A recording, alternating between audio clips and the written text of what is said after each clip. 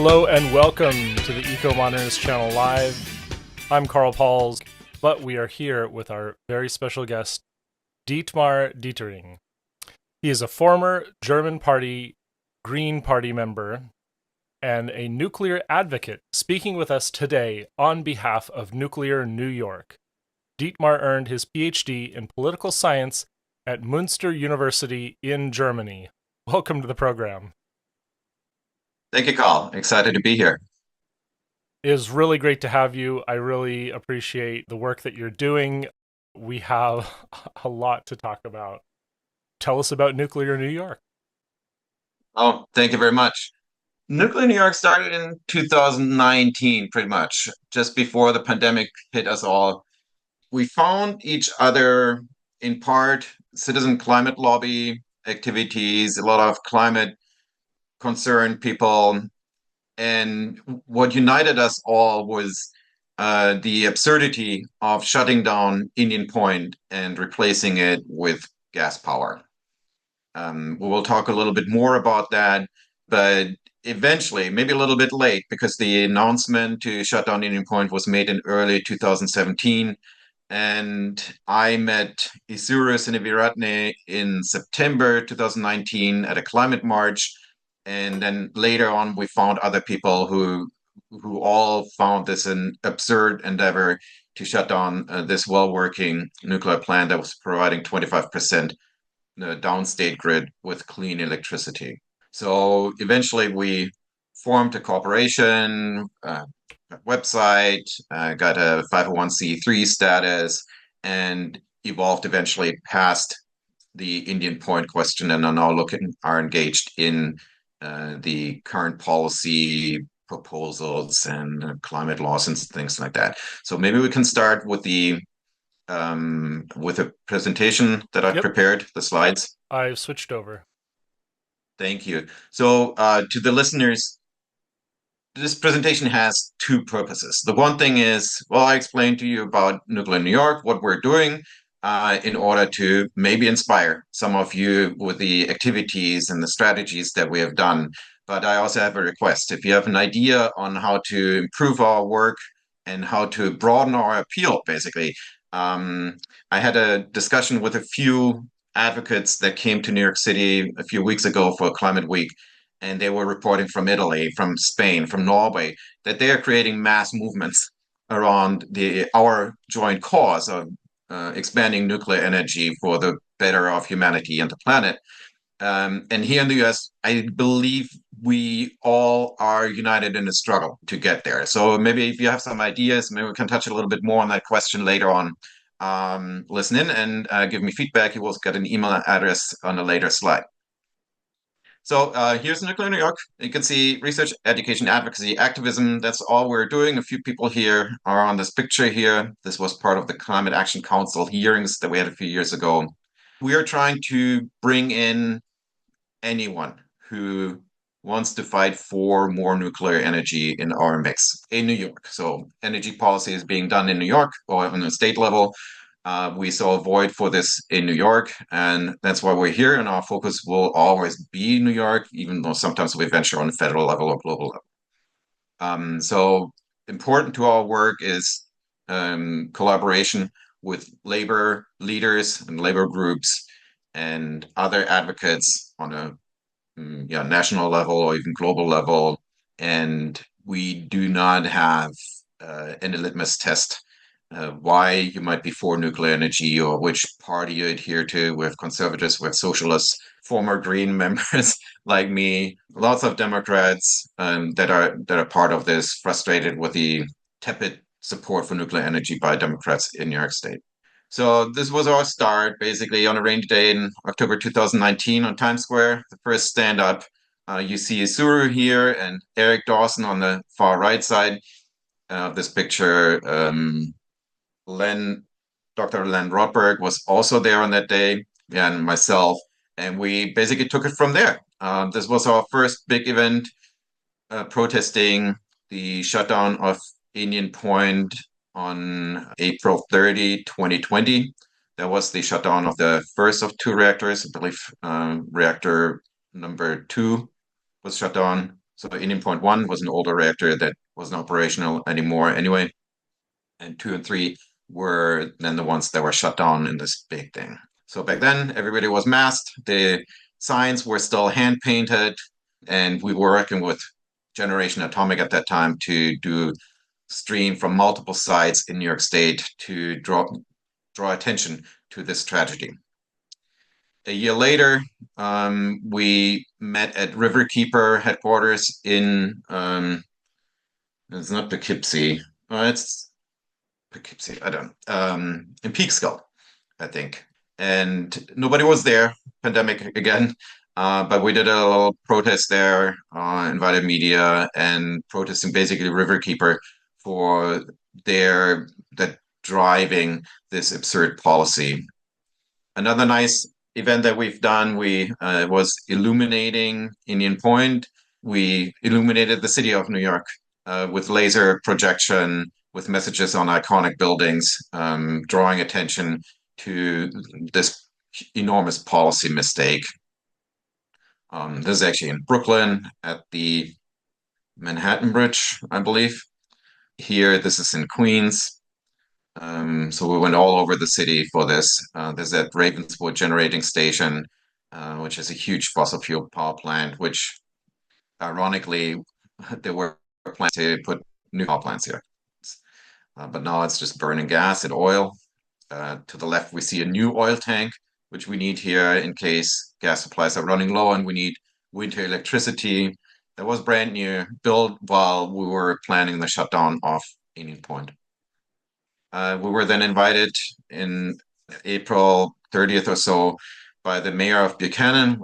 We see here on the right Teresa Knickerbocker behind our cherished Herschel Specter speaking right now. We set up, so this was basically a funeral, a farewell address to Indian Point on the day of the last operating day at Indian Point. We set up these 1,000 yellow helmets to indicate, to showcase and commemorate the 1,000 well-paying jobs that were lost with the closure of Indian Point. Again, shutting down a power plant, a nuclear power plant, is not just a loss of clean energy. It is also a loss of very good jobs, generation spanning, very safe, very well-paying jobs. And it was basically on this day that Mark Nelson and others committed with us to making Indian Point the last nuclear power plant that was to be shut down in the United States. And we have time about that, but so far we have held well. 3 Mile Island is coming back. Palisades is coming back. So it was kind of around the Indian Point struggle that while we were too late to prevent this, we resolved to make this the last one. We redid the illumination thing again with Guido from Breakthrough Institute here. He brought his projector and we did had a little bit more fun again in New York, I believe a year later. And so with Indian Point being shut down, we kind of had to pivot, right? We wanted to use the Indian Point story as leverage to bring into the ongoing struggle of New York to become carbon neutral. New York has the Climate Leadership and Community Protection Act, ironically enacted in 2019, just before Indian Point was being shut down. And we want to have 70% renewable electricity by 2030, 100% clean, that would include nuclear again, by 2040. And in these discussions, it was a climate action council process. We engaged ourselves, and we see here Professor James Hansen. He participated in our struggle here. We engaged him as a speaker, and we joined together with others who were believing that nuclear energy must play a significant role in here. Our mantra here was nuclear, not just as a backup, because the backup was always the question, what would that be? We want nuclear as a backbone. So another few fun events that we've done, like little stand-ups here at Washington Square Park in Manhattan. We did the Nuclear Now premiere with Oliver Stone in Manhattan. That was a big honor. I think it was a great success. I love the movie. Whatever you think about Oliver Stone, I think he did a really good job about explaining nuclear energy, why it is good and why it is important and why we need more of it now. I think that idea was spot on. We collaborated in premiering this again in Upstate, together with Constellation, the operator of the nuclear power plants that we have upstate on Lake Ontario. Again, with worker representatives and well attended by the basically nuclear community up there. We kind of believe that we influenced state policy by a postcard campaign. We kept printing them, kept sending them. We bring these postcards everywhere and help get these out to either NYSERDA or now to Governor Hochul herself. We started that in 2022, but this is ongoing.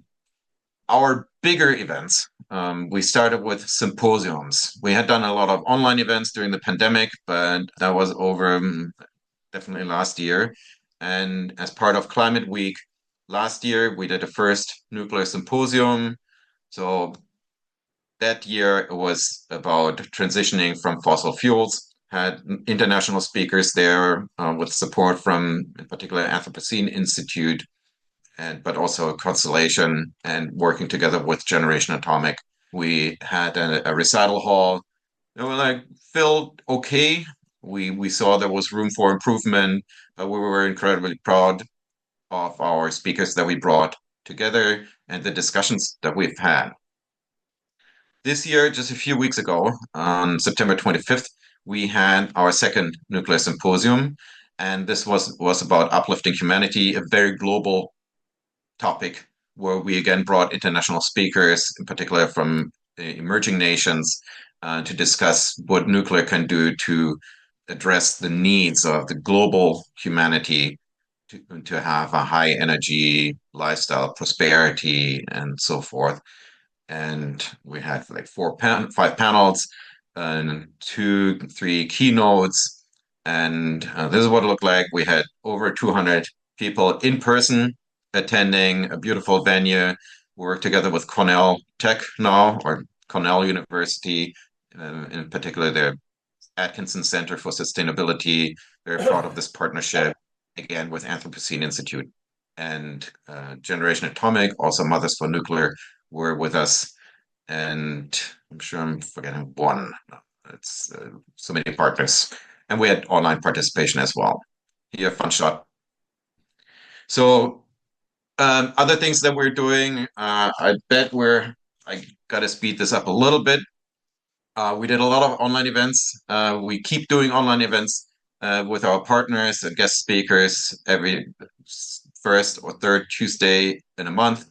We worked on graphics to explain the benefits of nuclear energy. Happy to share the digital format of this with anyone to print this out, and you can slap on your own logo as well. We wrote a Bright Future policy report that we keep updating. Here we have very proud to have a forward of Joshua Goldstein, who wrote, okay, good, forgot the title, and Dr. Hansen again. Bright Future. Goldstein's book was also called Bright Future. Ah. We got into media eventually. Difficult slog in the beginning, but now we've gotten pretty good at it. We are the authority on nuclear energy in New York right now, speaking as environmentalists, which helps kind of explain, get us in there. We're not nuclear lobbyists for the money, but we're unpaid volunteers who are joined together mostly out of environmental concerns. And I think we're very authentic in our message here.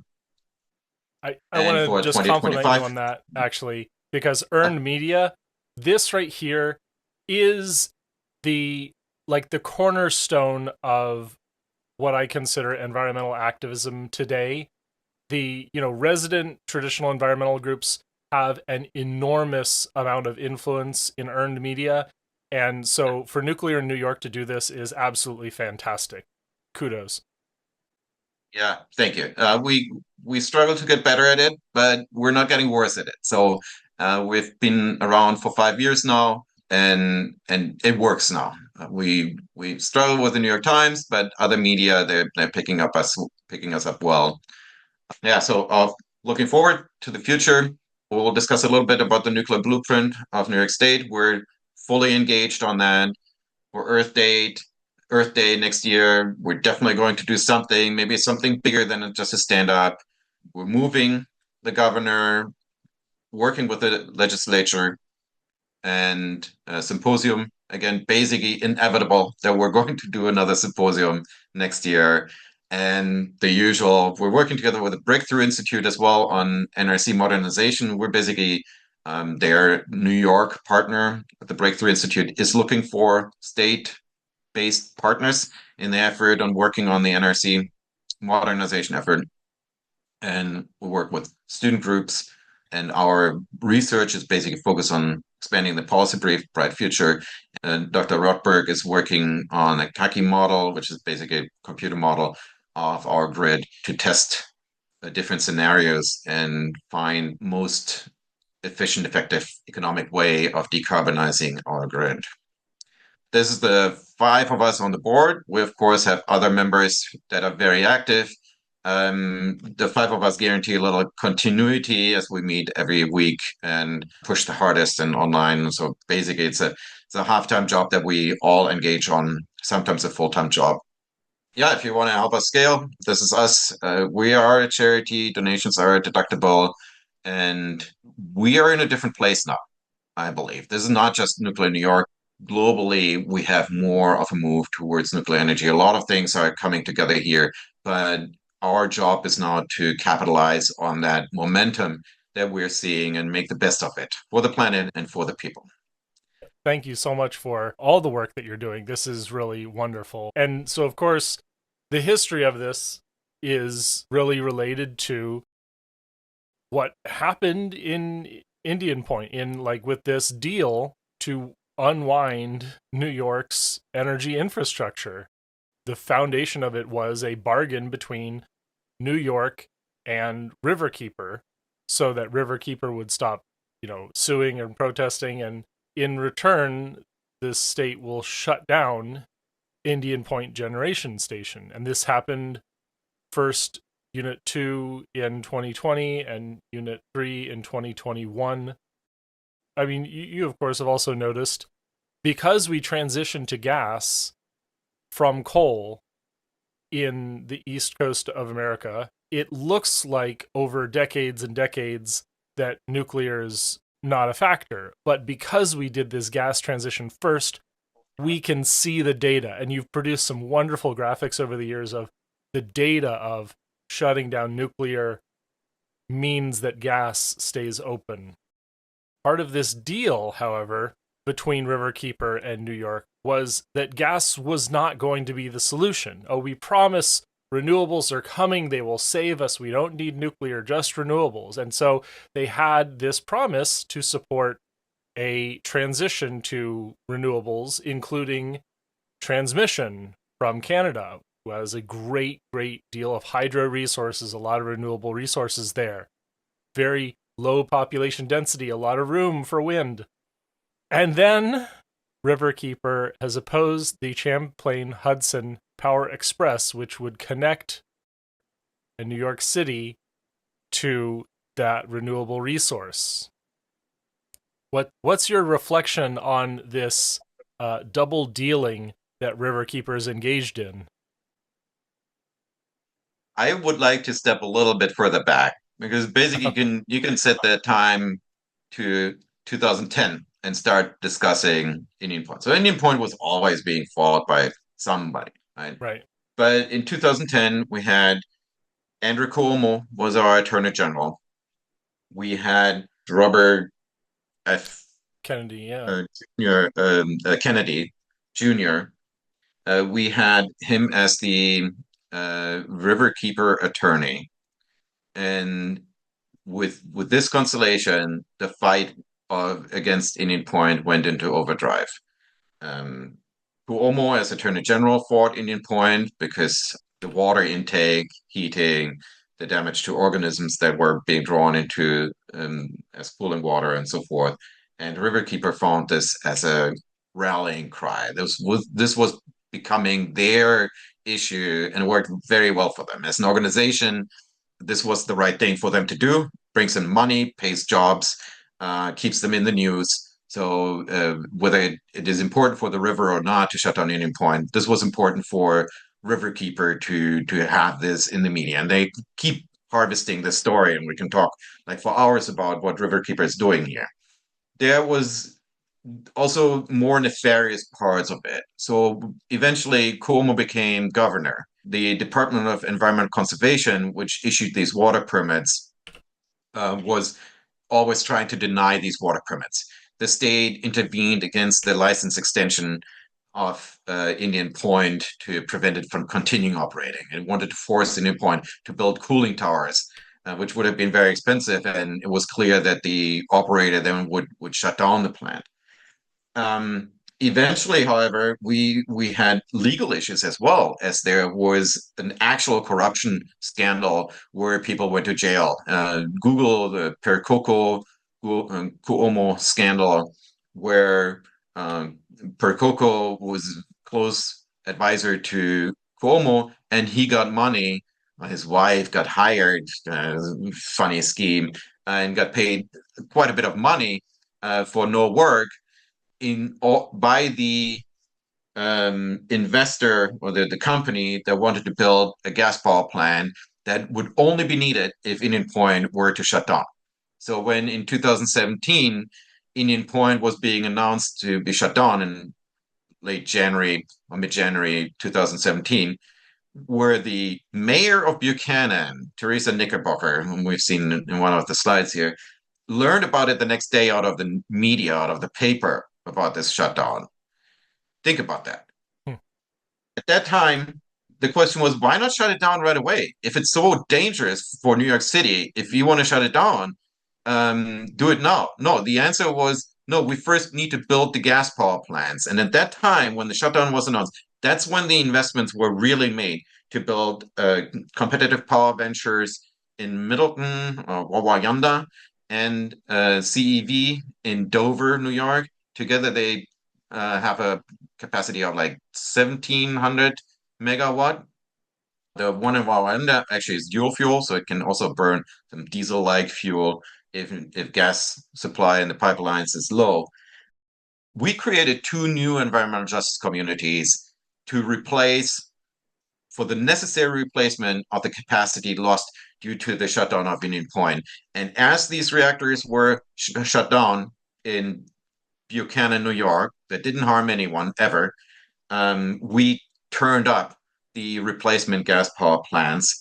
And that was the reason. And even Riverkeeper themselves, back in the day, their chief operator in 2010 argued that Indian Point can be replaced by a gas power plant. So, but we had a climate concern, right? How do you sell this at a time when people were thinking about, no, we need to do something about climate? People are not stupid. They know nuclear power does not, well, most of them. Some people believe nuclear power creates carbon dioxide, but for policy analysis and environmentalists, you have to give a different story. And the story was, we're replacing Indian Point by renewable. It was not necessarily being discussed that we will bring in hydropower from Canada. The public view was, oh, we can just set up a few more windmills and a few more solar panels. No, that does not work, right? So behind the scenes, of course, Quebec Hydro wanted to sell their hydro output to an expensive market like New York City, and eventually we got that. Initially, Riverkeeper was in favor of that because it helped justify their struggle against Indian Point. Now, when Indian Point was shut down, Riverkeeper was like not so fast because there are legitimate reasons for environmentalists to be against Hydro-Quebec as well. And there are, right? This hydropower is not coming from the sky. You need dams. You need to infringe on native lands. There are environmental impacts. Certainly, there's more greenhouse gas emissions from all the vegetation and stuff that you cover up with your lake. They're like heavy metal emissions as well from damming up an area. So these concerns are legit, and then you have to bury the cable in the mud of the Hudson River, which releases PCBs and all kinds of stuff. So this there are legitimate concerns, but Riverkeeper waited with their opposition until Indian Point was shut down. Like Hmm. it's like all self-preservation, self-serving, self-dealing that is leading to these swings in opinions here in positions. Now, even more aggravating to all this is the money question. So when Entergy was forced by the state and Riverkeeper, yes, you were right. Riverkeeper was threatening Entergy with more and more lawsuits, and it amounted to like hundreds of millions of dollars in legal fees for Entergy. And the corporate policy was to get out of these merchant markets anyway. That's just too annoying. So Entergy was getting out, but they also had to agree to paying another $15 million into a community fund. Riverkeeper was obviously expecting to get about half of that. They were modest. I'm sure someone, why not everything, right? We drove this ship, but eventually they said, oh, they expect half of that. No, that was too much. They had to scale this back. They had to apologize for that, and eventually they didn't get any. I think we nagged them in the media and on Twitter every time about that. Yeah. Um, That's do just not a deserve. shakedown. It is like just extortion and then insult on top of that. Oh. Yeah. So the money is now going to the communities there, the school district. Mhm. I got these numbers. I printed this out to not forget. So the school district, along with Portland and Buchanan, estimate the shutdown will lead to a loss of $32 million in annual property taxes. That, in addition to all the goodwill that Entergy brought, they made donations all the time. These villages, the smaller the community, the bigger the nuclear power plant, the more concentrated the benefits. Not just good jobs, it's also these are good neighbors, right? Yeah. They have often they do make profit. Indian Point was profitable. They were playing very nicely with the community, not just paying a lot of taxes on time, but making donations, like helping support lots of different causes. All this is gone. The plant went from, I believe, some 1,100 jobs to 300 now in the decommissioning process, and decommissioning doesn't pay as well. And several of these 300 people were before working at Indian Point, but not anymore on the same contract. Yeah. They signed a new contract, lower pay, fewer benefits. So it was a huge, huge loss for the community. Mhm. And those jobs are not being replaced by renewables jobs.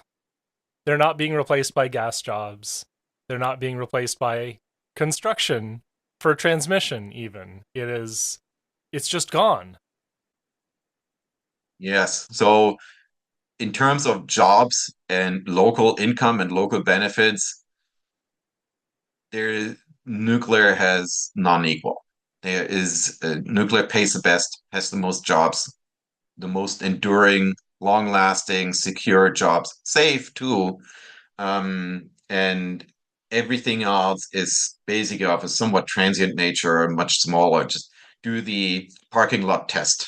Big gas power plant has a tiny parking lot.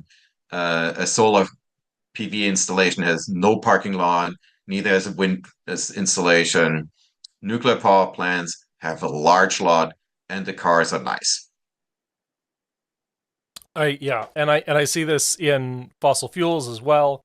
Plenty of people can choose uh, which career they pursue in fossil fuels. My dad was one of these. He had the opportunity to move to Texas to work in fossil fuels, but he knew it was more time on site, more time away from family, harder, riskier, and nuclear and working in nuclear.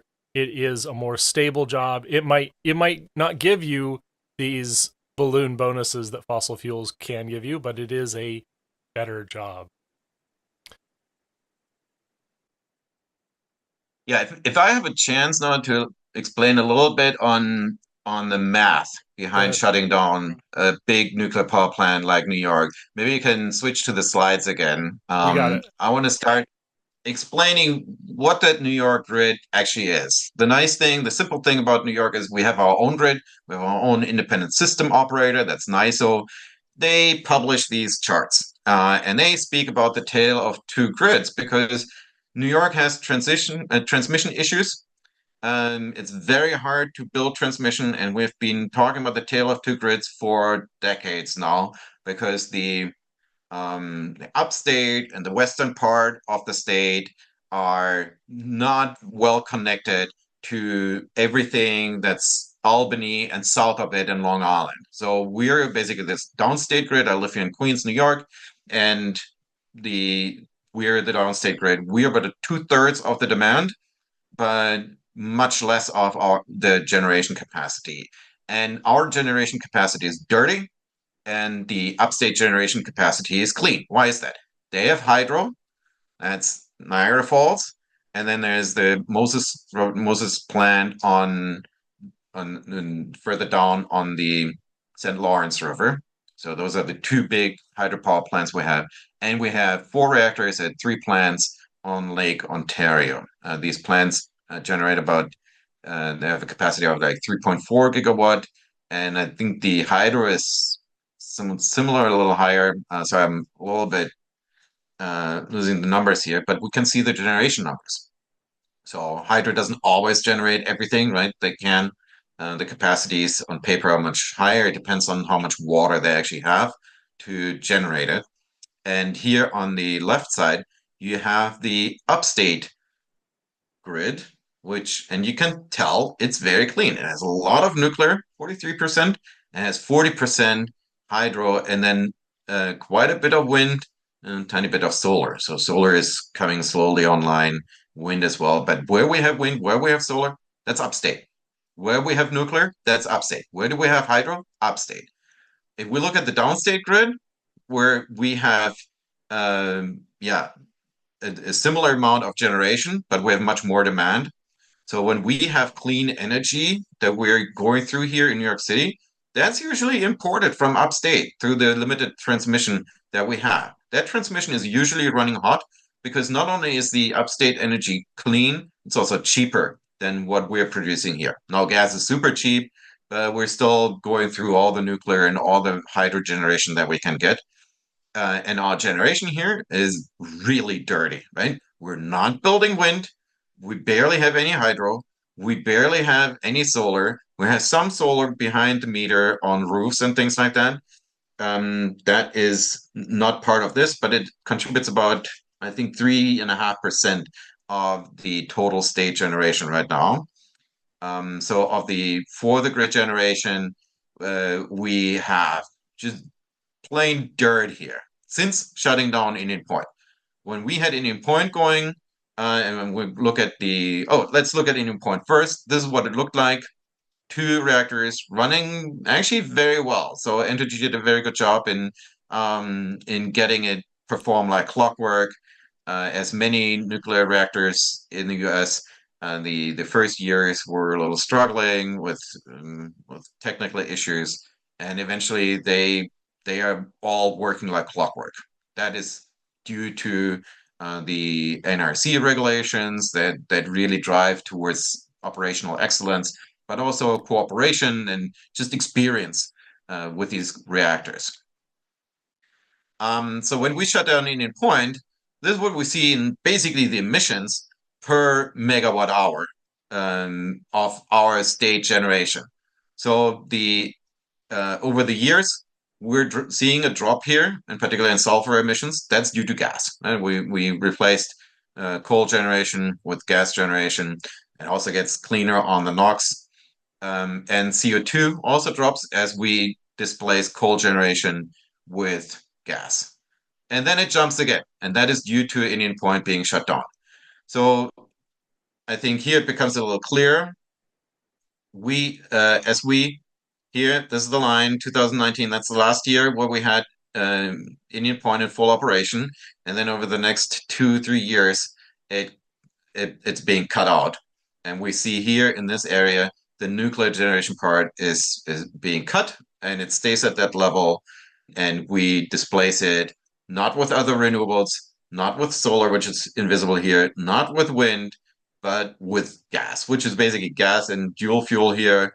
Dual fuel is just the capacity of these power plants to also burn diesel, but they really prefer to burn gas when it's usually cheaper.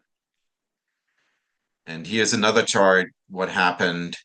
So 2000, this is our nuclear generation, and here are the dates of our premature closure. These are the two power plants that we have built to replace Indian Point, Cricket Valley, and competitive power ventures. And this was a really good year for nuclear energy. And then we lose Indian Point, and now this is our new normal. Our emissions out of the power sector rose by 30% in CO2 emissions. While we're enacting and signing the Climate Leadership and Community Protection Act, we're creating two new environmental justice communities, and we're increasing our CO2 emissions. And the plan of replacing this all with wind and solar and other renewables, which is usually gas, trash burning, and maybe we're not really doing biofuels here. So other renewables, that's usually trash burning. The But wind and solar, biofuels, the biofuels aren't even coming from New York. What would it be? Wood pellets shipped from North Carolina, like Germany? we do. So we're not doing that yet, but the biofuel lobby is arguing that we will use our own forests. And most of our forests here are secondary growth on former farmland. And the landowners would like to make some use of it. I guess that's the idea behind it. This is basically our these forests maybe not very productive for the landowners, but they are environmental habitats. If we go in there and cut these down, we're creating emissions, we're doing habitat destruction, we're using a lot of diesel and other fuels to cut these down, chop them, and burn them. We get particulate emissions from these power plants. They're doing that in Burlington, in Vermont. I'm not a fan of it. We have nuclear energy. We really should be using that. Biofuels are also not inexpensive. They're rather expensive. It seems like a really backwards idea to burn forests in order to get our energy. But it speaks to this talk. They these lobbyists, they confirm our points. You cannot run an around-the-clock society with part-time power. Like these intermittent sources, they might be cheap when the wind is blowing and when the sun is shining, but that doesn't help you when you need it around the clock. And once you add in the extra transmission that you need to build for all these part-time sources, the backup capacities for and the storage, this is all very expensive. Yeah, and biofuels are very expensive because of all the labor involved, I guess, and because they're so inefficient and labor and land intensive as well. Yeah, so we see this. I think the chart is quite busy, but it speaks for itself. We update this chart every year. It's part of our public outreach because we're using the story of Indian Point shutting down to educate the public how important nuclear energy is and that we need more of it. And over the years, we have been able to turn the narrative on Indian Point. People are not saying anymore, now we can sleep better because Indian Point is shut down. There's a lie that Indian Point poses a danger to citizens here in New York City. But they're saying, well, we lost clean energy and our energy is now, our electricity is more expensive, less reliable, and dirtier. And what do we do about it? So this is how we succeeded, kind of. We do manage to, we have managed, and I hope we get even better at that, turning this narrative where state officials, whether it's Hochul or Doreen Harris, the CEO of the New York State Energy Research and Development Authority, they're basically driving the the discussion about where this is going, and they manage the renewable rollout in the state. Where a few years ago they were like, no, we won't have a future for nuclear, and now administration is saying, yes, we're going to look more into nuclear, culminating in our current discussion about the nuclear blueprint and was really revealed on September 5th in Syracuse at an energy conference by the state. 2 years prior to that, November 22, NYSERDA finally did a sensitivity analysis on all their energy planning analysis, where they had excluded nuclear as a candidate resource in the modeling. They included nuclear in like a side analysis that at 4 gigawatt of additional capacity added to the grid, we save on 12 gigawatt of capacity in solar and wind and 5 gigawatt of firm resources, whatever that might be, maybe hydrogen burning capacities and battery storage. So the savings that they calculated, even on the few years where this mattered, was $1 billion in this scenario, and all savings in space too, which we're not putting a money value on it. But as we look at upstate, resistance is mounting to the rollout of these very land hungry and scenic beauty harming renewable projects, whether it's wind or solar, and then the transmission projects. For every solar power plant that is having a capacity factor of maybe 14%, you need to have a full-size transmission line connecting it, right? And for a nuclear power plant, that power plant is running at 93% of the time.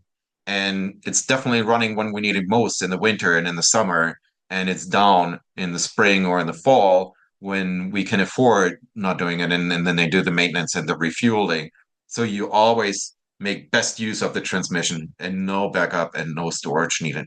And that's astonishing that it is replacing 3 times as much renewables and more than break even in battery storage. That's really astonishing.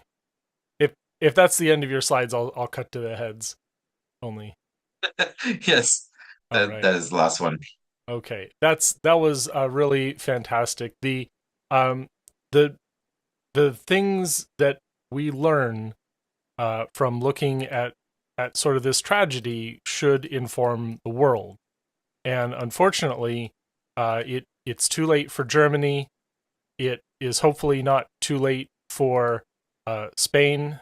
We hear the rumblings of nuclear shutdowns in other places in Europe, and we need to show them that you are not helping your country, you're not helping your industries, and you're poisoning your people in many cases. And you could look at a racial map of New York State, and you can definitely see the white non-Hispanic upstate New York absolutely taking the benefits of a clean grid, and the consequences of nuclear shutdowns are going to everyone else in the state. And that's really shameful, and I hope that we learn from this, and that all of these supposed environmental justice communities organizations, because they see the creation of new environmental justice communities, they should be supporting the preservation of nuclear energy. What are the other lessons that you would take away from the closure of Indian Point? And how, as activists, do we adapt to this? How do we work to overcome beyond just, wagging our finger and saying, I told you so?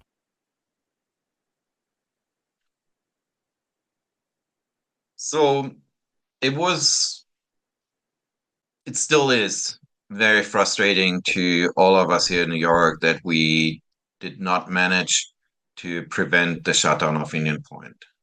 Based on this experience, Isuru and I, Valerie Gardner, Gary, a few others from the Climate Coalition, we begun looking at other plants that are at risk of shutdown or have shut down already, focus on Palisades, and pushed this discussion on preventing the shutdown of Palisades. Then it did happen, but we continued with the fight, and now that shutdown is being reversed at very high cost, but worth it, obviously.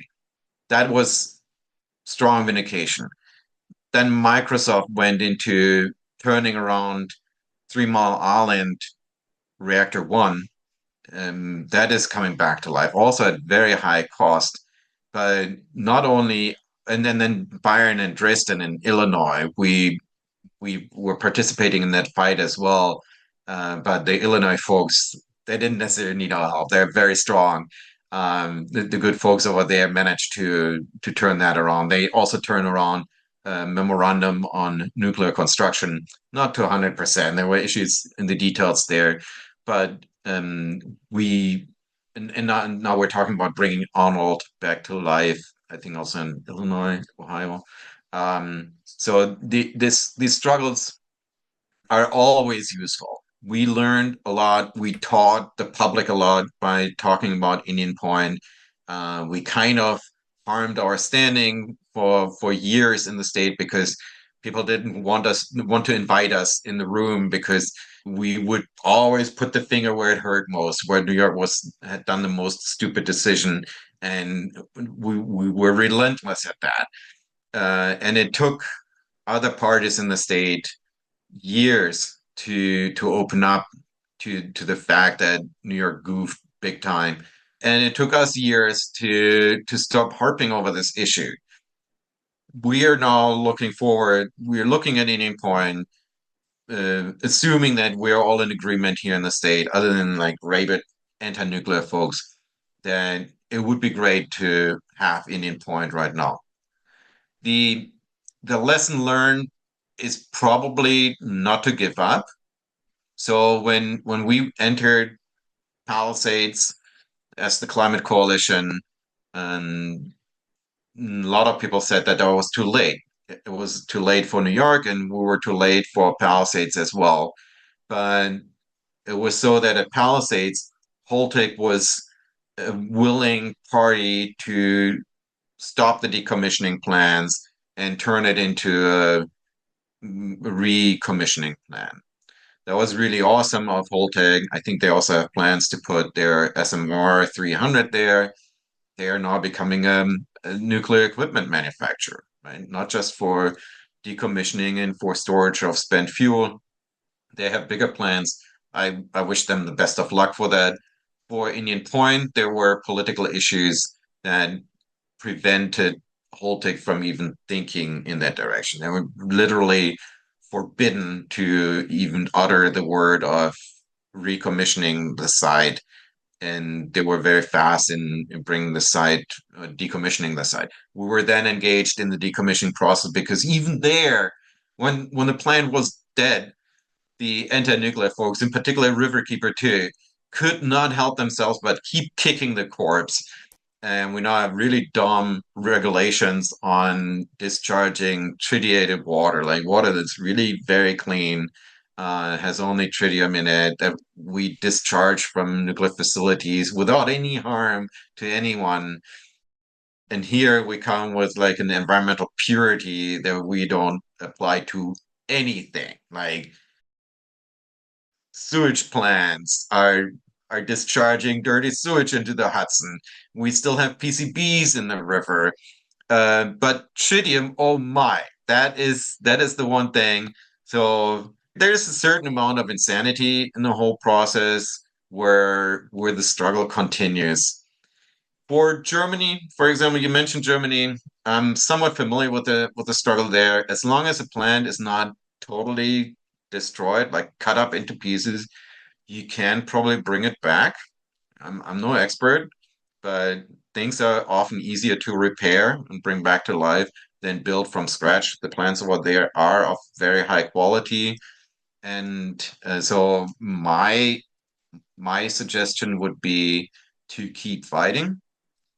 And even if you're unable to bring the plant itself back by pointing out the consequences of these policy mistakes, by keeping nuclear energy in the discussion as something that we need, that we should never have lost, and that we need to bring back, you're laying the groundwork for more nuclear capacity, at least to be discussed. And that's what we want. We want nuclear energy to have a fair shot. So when we started engaging in the public process here, beyond fighting the closure of Indian Point, at that time, additional nuclear capacity was not even considered as an option.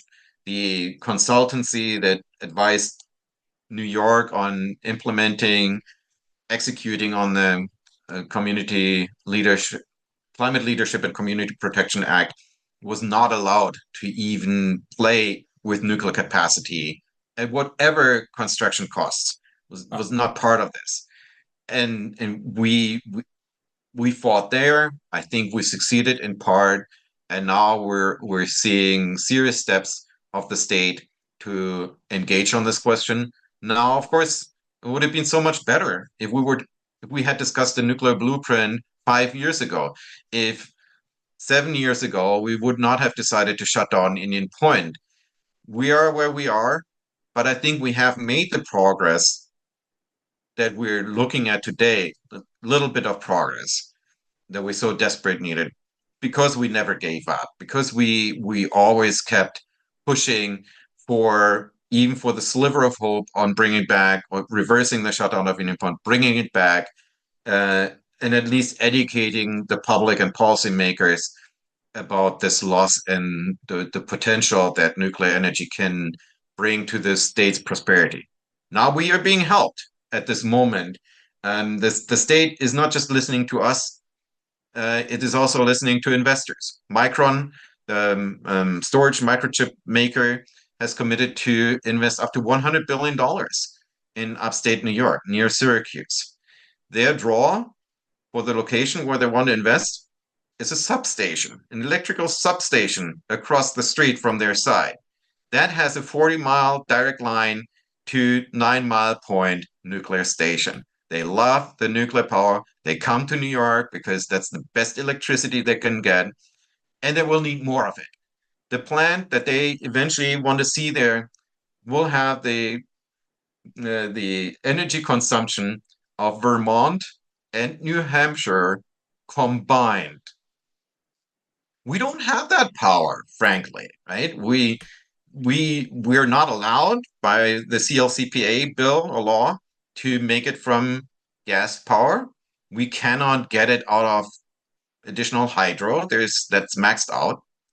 We have to add nuclear energy, and the state is now desperate on meeting those demands. And they also realize that we're not reaching our goals with wind and solar alone. Micron, setting that aside, we're seeing more demand from electrification of transportation and home heating. We want to displace all the fossil fuels. The wind, solar, hydrogen, battery combination is looking difficult, slow, and expensive. And yes, we got to look at nuclear, and the nuclear industry better not deliver as expensive as they've done for Vogel. I don't think they will, but we have a lot of doubters here in the state that are saying, look, I agree, but we cannot afford to build nuclear again like we've done in Vogel. It has to be very successful. And then will be our work here in New York as advocates as well as nuclear industry, if I may speak for that side here too. We have to deliver. We cannot just say nuclear is clean and nuclear is reliable. We have to show that it is affordable.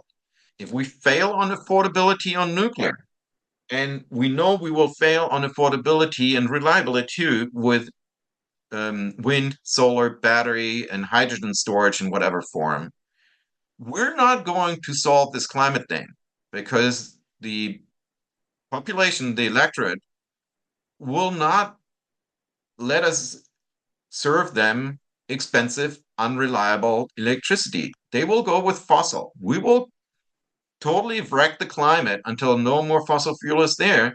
If that is the only way that we could deliver cheap and reliable energy, we have to deliver it cheap, not just reliable with nuclear. I want to cover one quick point before we go. I know that forever, environmental groups have been preaching efficiency, efficiency, efficiency. Can't we be more efficient? And just to shorten this discussion, of course, we hit efficiency jackpots in the 80s, the 90s, the early 2000s. We have been squeezing the efficiency sponge and getting every last bit out of most of industries, most of urbanized housing, and we've been getting a lot recently out of switching to heat pumps and away from gas. But that has already been priced into the market with efficiency bids, with environmental and efficiency regulations. And when it comes to these new technologies, are these environmental groups going to force them to be more efficient in principle and drive them out of states like New York, which could supply that energy? Is it workable as a solution? So I'm all for efficiency, but when I hear the big greens, the traditional environmentalists talk about efficiency, that sounds like code for degrowth. I Hmm. think efficiency makes sense where it makes economic sense, Yeah. frankly. Forcing people to do efficiency beyond where it makes economic sense, you're going to use up political capital. If you force somebody to insulate a house at $50,000, but it has an amortization of 100 years, you're not making any friends. We're seeing that in Germany, where the Green Party, the climate idea altogether, or here in the United States, where environmentalism has become a dirty word. We cannot afford that. We have to figure out a way, and technology is the way to address our challenges in a way that people are not in their self-interest feeling threatened by these ideas. So whether New York is going to succeed with that, meeting those climate goals and guaranteeing continued prosperity and future-proof jobs in the state, and having people loving their life in New York State and seeing a better future for the children here in New York or in other states, maybe Georgia, where they are going strongly for nuclear energy. That is a question that only New York can solve or answer in its own favor. I think if we figure out how to provide plentiful, clean energy, the efficiency question becomes a secondary one. Efficiency for out of an environmental perspective is most important if your energy input or whatever other input you want to maximize the output on is a dirty one, is a problematic one. That will be the case for wind and solar, because how many mountains do we want to top with windmills? How many agriculturally productive fields do we want to turn into these fields of glass for photovoltaic? How many mines do we want to open up to dig up all the material that we want for for these renewable energy forms and the batteries that we need? Whereas nuclear has a really small environmental footprint, and maybe we can use the political capital that we need to further protecting the planet on other more pressing questions. Well, we have the ability, and I hope that we use it. I really hope that we make the right decision in our energy production. This has been a fantastic discussion. Thank you so much, Dietmar Detering of Nuclear New York. This has been the Ecomodernist Channel Live. We broadcast every Sunday at 10 a.m. Pacific, 1 p.m. Eastern, right here on the Ecomodernist Channel Live on YouTube. At Ecomodernist1 is our handle here on YouTube. You can also find our program on my personal Twitter, Carl Alex Pauls. You can find it on my personal Twitch, Soyaddle or soyaddle.tv. You can find us on Facebook at the Ecomodernist Society of North America and online at esna.earth. That's esna.earth. Please support us on Patreon at the Ecomodernist channel. And remember, emissions first, peace and justice will follow.